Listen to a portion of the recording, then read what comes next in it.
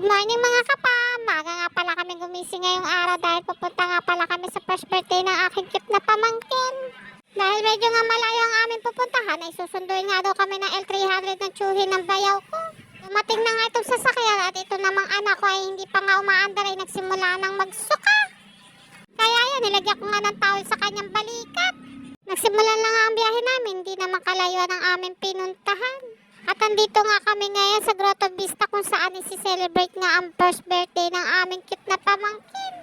Pagdating nga namin dito ay walang tigil na nga katatakbo itong mga pamangkin at mga anak ko. Kaya naman meron na nga nabukulan na isa at di ko na nga ito napakita sa inyo. At ito na nga ang aking cute na pamangkin na magsiselebrate ng kanyang kaarawan ngayong araw. Happy birthday, Janelle! Ang likod nga ng mata dyan ng baby Janelle namin dahil nahanap nga ang kanyang mga magulang. Dahil nakatingin nga siya dito kay Fiona, itinabi ko nga muna siya sa kamukha ng kanyang mama. Char! Pagtingin nga ni baby kay Fiona, nakatakip ang dibdib kaya umiwas na lang siya ng tingin dito dahil wala daw siyang mamimeme dito. Andito nga kaming lahat sa waiting area dahil binibilang nga kami para bayaran ng entrance fee naming lahat. Binayaran nga kaming lahat ng aking bayaw dito. Sus me, ang laki ng binayaran ng bayaw ko, wala man lang discount, Chars. Bago ka nga makapasok dito ay kailangan mong ipakita yung binigay na ticket sa'yo kanina para makapasok ka dito sa entrance area. Dito nga sa entrance area, habang papasok ka ay madadaanan mo nga ang kulungan ni Suma. Sus me, ngayon nga lang ako nakakita ng ganito kalaking sawat. Dalawa nga sila, yung isa na sa isang kulungan at mamaya daw ay kasabay din namin daw itong maliligo. Ako kung sasabay ito sa amin maligo, di bali na lang, uuwi na lang kami kaysa makasabay namin itong maligo. Diyos mio! Biro lang yun pero kinikilabutan na ako. Mukha pa namang nagugutom na to si Suma. At andito nga rin pala sa kabila ang kapatid ni Suma. Hindi na nga ako nagtagal tumingin dito dahil medyo mausok nga dito at meron din akong dalang bata. Andito na nga kami ngayon sa cottage. At nagtulong-tulong na nga kami mag-asikaso dito at nagkabit na nga rin kami ng mga lobo at banderitas ni baby na happy birthday. Katapos nga namin mag-design ay kinantahan na namin si baby ng happy birthday. At syempre, pinicturean namin si baby kasama ng kanyang mama at papa na masayang-masaya sa kanyang kaarawan. Happy birthday to you. Happy birthday to you. Happy birthday, happy birthday, happy birthday to you. 1, 2. Yay! Pagkatapos nga namin kantahan si baby ng happy birthday, kumain na nga kami. At syempre, pagkatapos namin kumain, ay nagkanya-kanya na nga kami puntahan sa swimming pool at kanya-kanya na rin kaming ligo. At dumating na rin pala ang tatay ko at meron nga siyang pakik sa kanyang apo. Pinakain nga muna namin sila tari dahil medyo malayo din ang kanyang drive. Natutuwa nga ako kay tatay at pordago lagi sa aming mga lakad. Paano gusto din makasama niya ang kanyang mga apo. Ito nga palang pamangkin ko ang nabukulan kanina sa labas kakatakbo. Itong bunso kong anak ay sobrang nag-enjoy nga ngayong araw. At natuto na nga rin niya sumisid.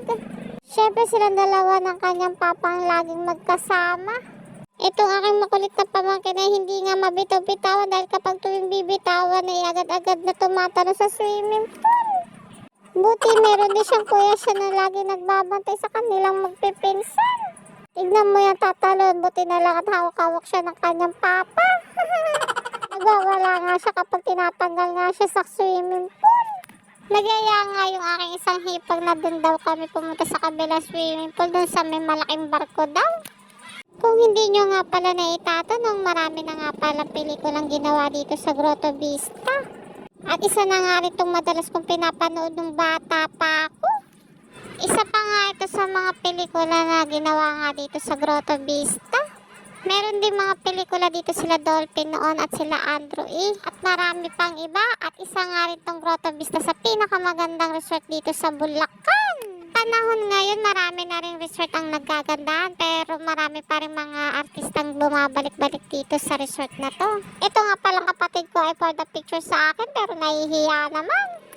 Kahit tirik ang araw dito ay sinulit nga rin namin ang pagsiswimming dito sa areang to. Eto nga pamangkin kong babae, di ko malaman kung magsiswimming ba siya o hindi. Pero sinamahan ko na rin pagkatapos ko na itong mag-video dito. Sa totoo lang, nagtatago nga ako dito sa lilim para hindi nga ako masyadong mainitan dahil tirik talaga ang araw dito. Hindi na nga nakatais yung pamangkin ko at bumaba na nga at hinihintay nga siya rin na kuya siya niya.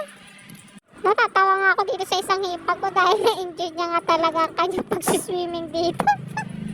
Ding asawa at mga anak ko ay enjoy na enjoy din nila ang kanilang pag-outing. At sinubukan na rin ng aking bunso dito magpadulas. Abay, napakalakas naman ng loob.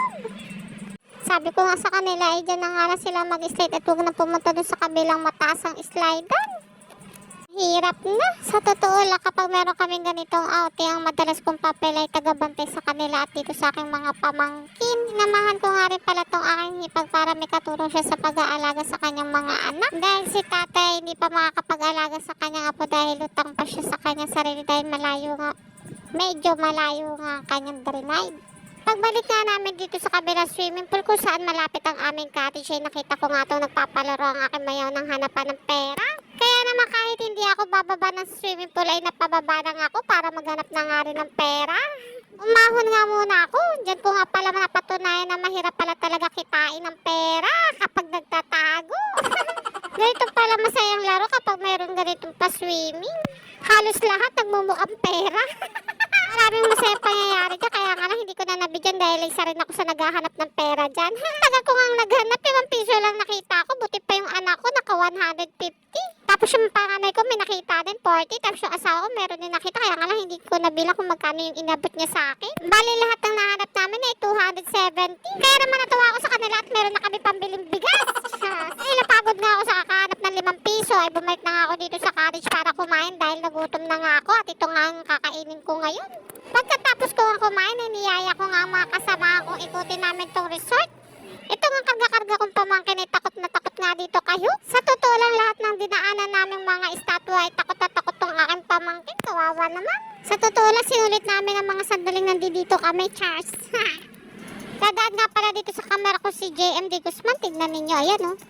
Sa totoo lang wala kaming matinong picture dito sa mga bata dito dahil wala sila tigil katatakbo. Pagkatapos ko nga magpa-picture, itong kapatid ko ay napansin kong walang tigil kalalaro ng ganda-gandaan kanina pa. Dahil mahaba na nga ang inilibot namin ay bumalik na nga kami sa aming cottage pagkatapos namin mag-picture dito. O siya, hanggang dito na lang. Maraming salamat sa panonood. Mwah!